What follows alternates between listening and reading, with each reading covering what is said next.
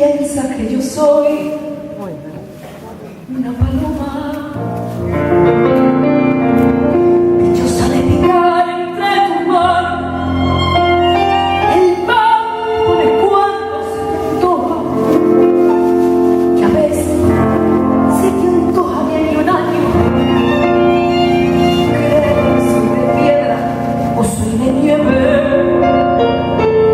Que no deseo los besos de tu boca y que en el amor soy indiferente.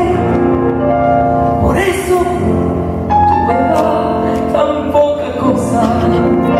Y yo no soy como aquel que no soy, que soy paloma, que para saciar mi sed toda la lluvia no basta. Y yo no soy como aquel que no soy, que soy paloma y para saciar mi sed toda la lluvia no basta. Ole, ole.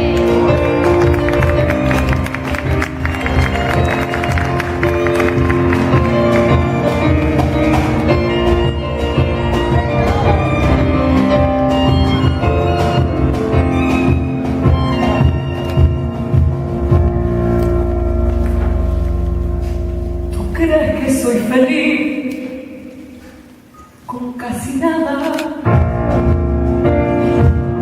Estás equivocado por completo. Me tienes que atender como Dios manda. Y aún hay mucha